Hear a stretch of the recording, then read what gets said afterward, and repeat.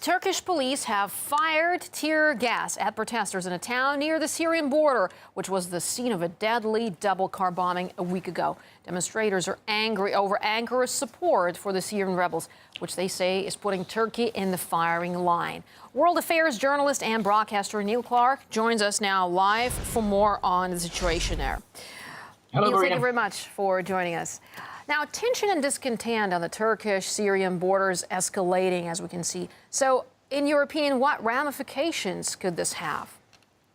Well, I think if I was Turkish, I would be protesting too, because Mr. Erdogan's made a colossal blunder here, because in August 2011, he took the line that he was going to play a leading role in trying to topple the Syrian government. He allowed rebels to be based in the country. His government gave arms to them and equipment. And now it's sort of blowback time. We've had some terrible bombings in Turkey this week, and this will only continue until Turkey changes course in relation to Syria.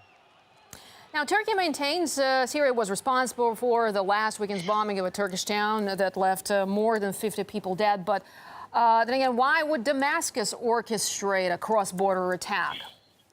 Absolutely. It would be absolutely suicidal for President Assad to order attacks on Turkey, knowing that very powerful countries in the West are just itching for any excuse to military attack the country, to bomb the country. So the last thing that they would be doing would be trying to bomb Turkey. So it's absolutely absurd. I don't know who was responsible for these bombings, but it's clear that what Erdogan has done is actually involved Turkey in this war. He's brought the war to Turkey. And understandably, Turkish citizens, not just those on the border with Syria, but throughout the country, are getting increasingly angry and demanding that he changes his course.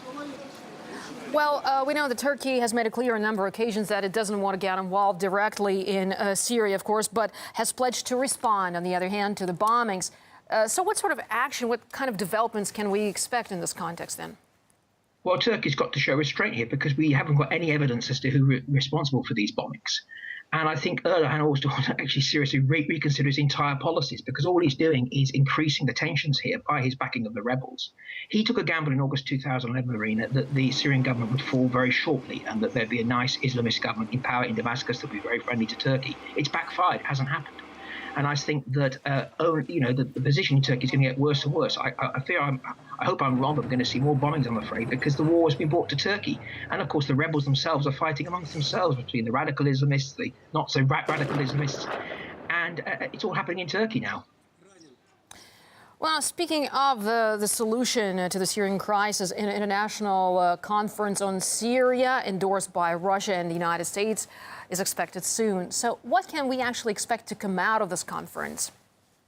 Well, it all depends on the stance of the US and its allies, because if they're still going to carry out with this rhetoric that Assad must go, we're not going to make any progress, are we? The people who are pouring the flames on the fire, the petrol on the fire, the countries like the US and Turkey have got to change their position. It's no good having a conference if they're still going to back the rebels.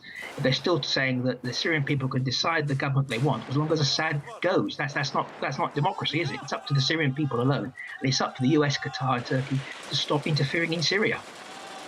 All right, Neil, thanks very much indeed for your input, for your thoughts here on RT. That was journalist and broadcaster Neil Clark.